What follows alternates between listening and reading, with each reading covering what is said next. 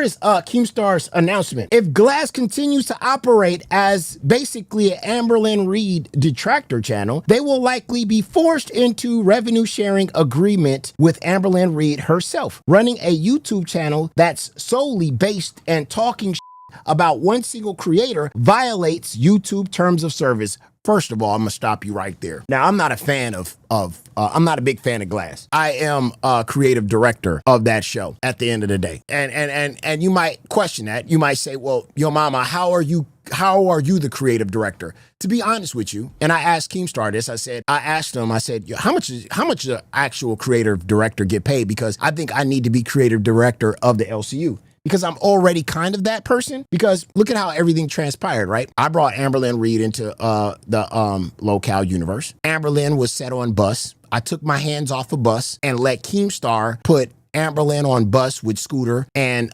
Sweet Tea. I saw that was a disaster. I came in there, told them, remove Sweet Tea and put a detractor up on the channel. That's why I brought Milky behind Keemstar's back, because you got to do things behind Keemstar's back sometimes, because Keemstar be like, he'd be very stubborn. So I brought Milky up there to show him what a detractor would look like up there on bus. And then Keem tried to get Milky, but Milky was already turned off by getting kicked by Keemstar. So Keemstar was like, what about I do a tryout on bus? And I was like, yeah, that's a good idea. Then he removed Sweet Tea, did tryouts on bus, and guess who we got? We got Fupa Cheese, and out of that tryout, we got Jersey, we got Abby, and we got a few other girl worlders that's around here. Now, who caused all of that? This guy right here. Because if it wasn't for me to remove Sweet Tea probably still be on us. We would not have a show called Glass. We wouldn't have Abby and all these other people around. It was me, creative director, yo mama. Thank you very much. But anyway, I like to take credit. All credit for me. Thank you very much. No, I like Sweet Tea. I like Sweet Tea.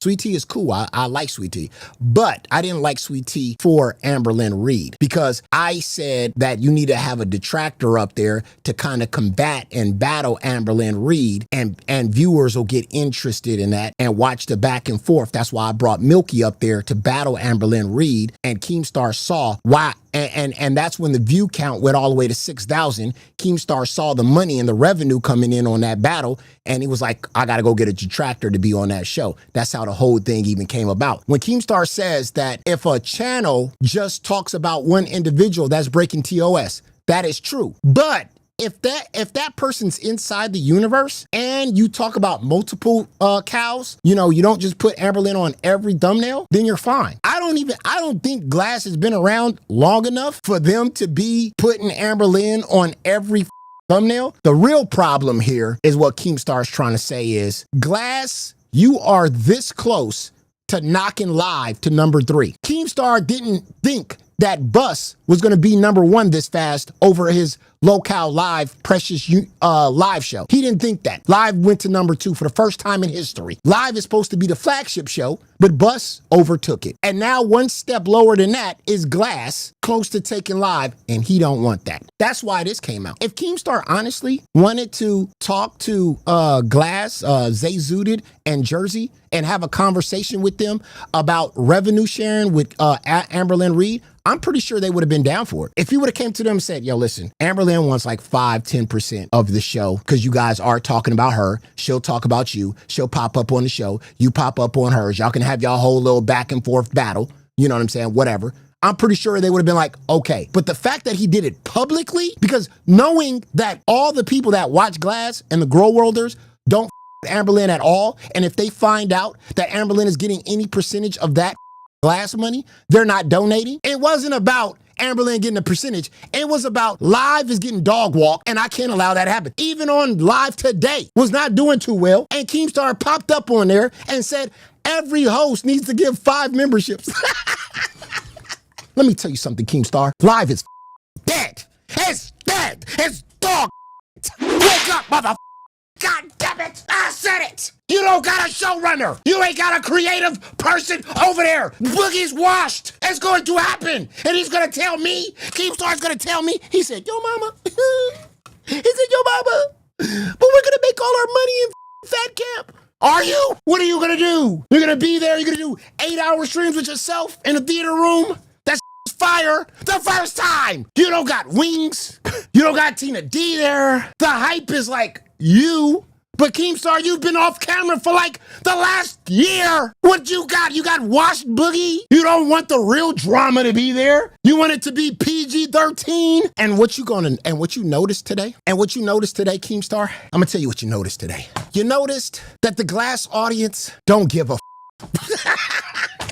They don't give a They don't care if you're at Fat Camp. The only thing girl worlders care about is the hatred of Amberlynn Reed or Foodie Beauty. Other than that, they don't give a Glass is going to continue to make the money that they're going to make, and Bus is going to continue to make the money that they're going to make. And the only ones that's falling behind, and the only thing that's falling behind is Lolcow Live, because you don't have somebody creative to run that. You don't have ideas, or you don't have somebody that can actually create and actually put on a show. Instead of using all your time working on shows that are actually hitting a ditch, why don't you work on the shows that actually are creative? The ones that come live with ideas, responses, and things to talk about. You putting all your eggs in one basket, and it's not working out for you. Live is eventually going to be at number 3, and there's nothing you can do about it. You didn't find a good showrunner for Live. You found whatever you can go. You found whatever was behind a dumpster. You saw Nuts. You saw I was doing a decent job and a good job with Steak, making Albert run laps every 5 minutes, and you thought, wow, this is something that I can bring over to Live because of the revenue. Because the only thing you were thinking about was the money. You weren't thinking about the content. You wasn't thinking about the growth. And instead, you was thinking about the short-term goal. And for a short period of time, the Nuts 2.0 project was working out for you. But I knew it was going to get dry and it was going to get boring. And when it started getting dry and it started getting boring, the first one had to go was Albert. Then you brought on Iceman. That dried up. Got rid of him. Brought on Booster. That dried up. Got rid of him. Brought Iceman back. That dried up. Brought Albert back. That dried up. Let's go grab Nightmare. That's drying up. Let's go get Turbo. Like, bro, it's the showrunner, dog. If you got a guy that's an alcoholic, obviously, I mean, some people could be alcoholics, but some people can't. But if you got a guy that's just a blatant alcoholic, brain damaged, right, idiot, and just sits there, he just waits on command on what to do, and just a drill sergeant, you don't got a show. That drama alert super chatted $49.99. This might be the dumbest thing I've ever heard out of your mouth. Don't talk about it, be about it. Let's put money behind these wild claims. No show is beating Live this month. You want to put, he said he want to put money behind it. Oh, because of the Fat Camp. He wants to put money behind it this month. Now, the thing about Fat Camp, though, Keem's in control, so he's going to shut down, right? So we got Fat Camp going on. Bus goes on at a certain time. Are we moving Bus's schedule and we just keeping a live schedule going above everything, or everybody staying in the same schedule? At the end of the day on Fat Camp, if you go and you say, okay, Live is doing its normal time slot, okay, that's a bet. That's definitely a bet. But if you go, well, Live can go on the weekdays, Live can go from 3 to 2 a.m., bro. That's cheating. Why would I take that bet? You know what? What month is it? March? I got $1,000. I got $1,000 in April. Bus knock Live out of the park. Matter of fact, not only do I believe that Bus is gonna knock Live out of the park, in April, I got Bus and Glass knocking goddamn Live out of the park. This is gonna be a girl world universe. You didn't know that? Did you not see what's going on? Your people are washed. What is he saying to me?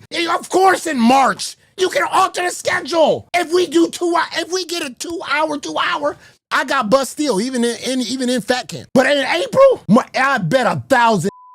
I got $1,000 that Bus knocks fucking Live out of the park in April. You ain't got no altered schedule?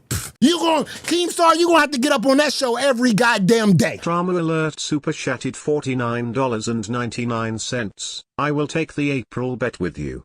Thank you. Handshake steal $1,000. Handshake deal. Thank you. April.